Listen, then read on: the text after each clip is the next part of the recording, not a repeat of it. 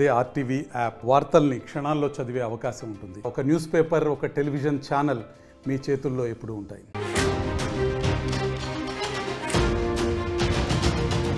Breaking news చూస్తున్నాం. మరోసారి రాజ్ తరుణ్ లావణ్య వివాదం తెరమీదికి వచ్చింది. రాజ్ తరుణ్ లావణ్య కేసులో కీలక పరిణామం చోటు చేసుకుంది. అయితే ఉప్పల్పల్లి కోర్టులో పోలీసులు ఛార్జ్షీట్ దాఖలు చేశారు. రాజ్ తరుణ్ ని నిందితుడుగా చేర్చారు పోలీసులు. అయితే లావణ్యతో రాజ్ తరుణ్ 10 ఏళ్లు సహజీవనం చేశారంటూ, 10 ఏళ్ల పాటు ఇద్దరు ఒకే ఇంట్లో ఉన్నారంటూ కూడా పోలీసులు అందులో పొందుపరిచారు. లావణ్య వాదనలో కొన్ని నిజాలు కూడా ఉన్నాయంటున్నారు పోలీసులు. లావణ్య ఇంటి దగ్గర సాక్ష్యాలు సేకరించారు పోలీసులు. అయితే ఇప్పటికే ఈ కేసులో ముందస్తు బెయిల్ తీసుకున్నాడు రాజ్ తరుణ్. తాజాగా పోలీసులు ఉప్పర్పల్లి కోర్టులో పోలీసులు ఛార్జ్షీట్ ఫైల్ చేయడంతో, ఛార్జ్షీట్ సమర్పించడంతో ఒక్కసారిగా మరోసారి రాజ్ తరుణ్ లావణ్య కేసుల అంశం తెర మీదకి వచ్చింది. సో రాజ్ తరుణ్ నిందితుడిగా పొందుపరుస్తూ పోలీసులు ఛార్జ్షీట్ దాఖలు చేశారు.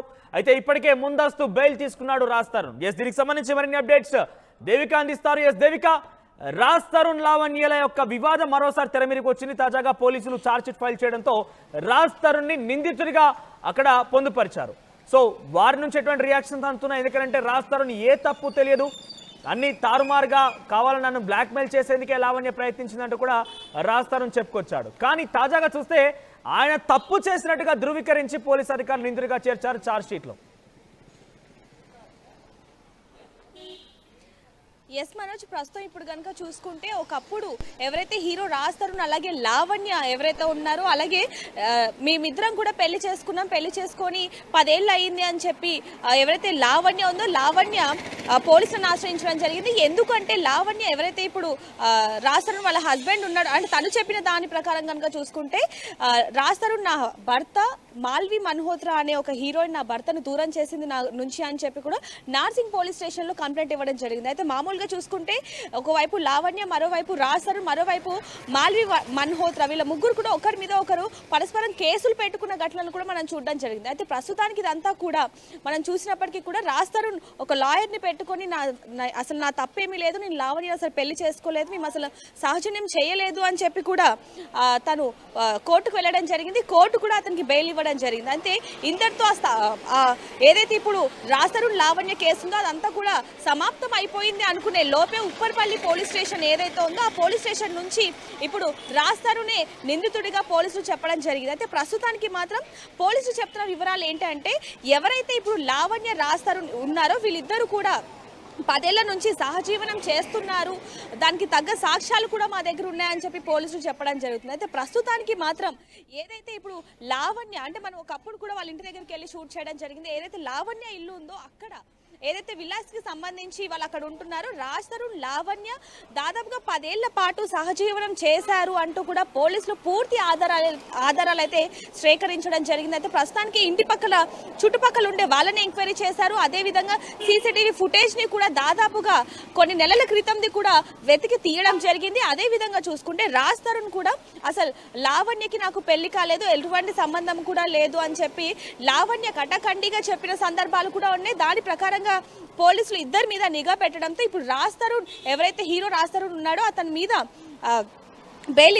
ముందస్తు బెయిల్ ఇచ్చినప్పటికీ కూడా పోలీసులు వీళ్ళిద్దరు ఎవరు తప్పు అంటే ప్రస్తుతానికి ఈ కేసు కూడా అంతా కూడా ప్రతి ఒక్కరికి తెలిసి ఎక్కువగా ఇష్యూ అవ్వడంతో దీని మీద పోలీసులు ఎక్కువ నిఘా పెట్టారనే చెప్పాలి. ప్రస్తుతానికి అయితే ఎవరైతే లావణ్య ఉందో ఈ కేసులో రాజ్ తరుణే నిందితుడు, వీళ్ళిద్దరు కూడా కలిసి సహజన్యం చేశారు అని చెప్పి కూడా పోలీసులు ఛార్జ్ షీట్ అయితే ఫైల్ చేయడం జరిగింది. ప్రస్తుతానికి అయితే దీంట్లో అంటే ఎవరైతే లావణ్య ఉందో లావణ్య కోర్టుకు ఇచ్చిన సాక్ష్యాలలో కొన్ని వాస్తవాలు ఉన్నప్పటికీ కూడా ఈ విధంగా ఒకప్పుడు మనం చూడడం జరిగింది. కోర్టులో కూడా ఏదైతే లావణ్య ఇచ్చిన సాక్ష్యాలు సరిపోవు, ఇంకా సాక్ష్యాలు కావాలి అంటే పెళ్లి కాలేదు అని చెప్పి కూడా వాళ్ళు చెప్పడం జరిగింది. అయితే ప్రస్తుతానికి అయితే లావణ్య చెప్పిన దాన్ని బట్టి కొన్ని ఆడియో క్లిప్లో వాటిలో చూసింది ఏంటంటే పెళ్లి కాలేదు, కేవలం నార్మల్గానే నేను ఈ విధంగా చేస్తున్నాను అని చెప్పి కూడా తను చెప్పడం జరిగింది. అయితే ప్రస్తుతానికి కోర్టుకు మాత్రం సాక్ష్యాలు కావాలి కాబట్టి పెళ్ళైనట్టు ఎటువంటి సాక్ష్యాలు లేకపోవడంతో రాజ్ తరుణ్కి ముందస్తు బెయిల్ అయితే ఇవ్వడం జరిగింది. అయితే ప్రస్తుతానికి లావణ్య ఇచ్చిన సాక్ష్యాలు ఏవైతే ఉన్నాయో వాటన్నిటిని కూడా పోలీసులు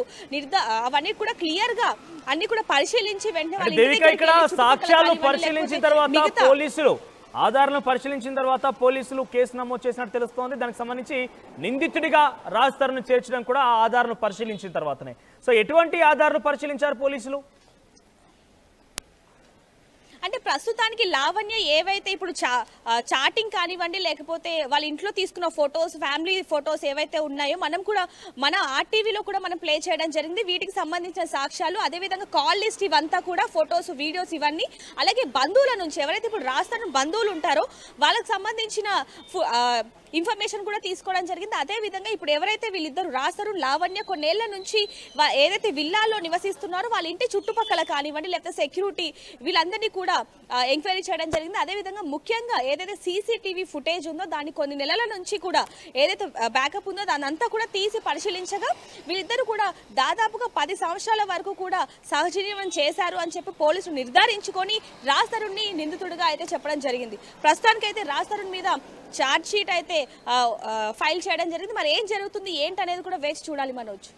రైట్ దేవిక, రాజ్ తరుణ్ లావణ్య కేసులో కీలక పరిణామం చోటు చేసుకుంది. ఉప్పర్పల్లి కోర్టులో పోలీసులు చార్జ్ షీట్ సమర్పించారు. ఇక రాజ్ తరుణ్ ను నిందితుడిగా చేర్చారు పోలీసులు. లావణ్య, రాజ్ తరుణ్ 10 ఏళ్ల సహజీవనం చేశారన్నట్టుగా పోలీసులు నిర్ధారించారు. అయితే 10 ఏళ్ల పాటు ఇద్దరు ఒకే ఇంట్లో కూడా ఉన్నట్టు తెలుస్తోంది. లావణ్య వాదనలో కొన్ని నిజాలు కూడా ఉన్నాయంటున్నారు పోలీసులు. లావణ్య ఇంటి దగ్గర సాక్ష్యాలు సేకరించిన తర్వాతనే ప్రస్తుతం రాజ్ తరుణ్ నిందితుడిగా జోడిస్తూ ఛార్జ్షీట్ ఫైల్ చేశారు పోలీసులు. ఇప్పటికే ఈ కేసులో రాజ్ తరుణ్ ముందస్తు బెయిల్ కూడా తీసుకున్నాడు. అయితే ప్రస్తుతం రాజ్ తరుణ్ ఎక్కడుందనేది మాత్రం ఎవరికి తెలియదు. కానీ కేసు నమోదైన నేపథ్యం నుంచి కూడా రాజ్ తరుణ్ కనబడకుండా వెళ్ళిపోయాడు. లావణ్య పలుమార్లు రాజ్ తరుణ్ సంబంధించి అనేక విషయాలని, అనేక చాటింగ్స్ అన్నిటి కూడా బయట పెట్టడం జరిగింది. సో మొత్తం మీద రాజ్ తరుణ్ వైపు నిందితుడిగా ఉన్నట్టుగా పోలీసులు గుర్తించడంతో రాజ్ తరుణ్ని ముందస్తు బెయిల్ ఉంది కాబట్టి ఆయన పైన చర్యలు తీసుకునే అవకాశం ఉందా, అరెస్ట్ చేస్తారా లేదా, అసలు బెయిల్కి సంబంధించిన అంశాన్ని తిరిగి మరోసారి కోర్టులో ప్రొడ్యూస్ చేసే అవకాశం ఉందా, బెయిల్ రద్దు చేయాలంటూ కూడా పోలీసులు వెళ్ళే అవకాశం ఉందా, ఇలా రకరకాల ప్రశ్నలు అయితే ఉత్పన్నమవుతున్నాయి. సో మొత్తం మీద రాజ్ తరుణ్ అయితే నిందితుడిగా జోడిస్తూ కేసు సంబంధించిన అంశంపై ఛార్జ్షీట్ దాఖలు చేశారు పోలీసులు. మరిన్ని వీడియోస్ కోసం ఛానల్ ని సబ్స్క్రైబ్ చేయండి. లేటెస్ట్ అప్డేట్స్ కోసం వాట్సాప్ ఛానల్ ని ఫాలో చేయండి. అండ్ లింక్ డిస్క్రిప్షన్ లో ఉంది.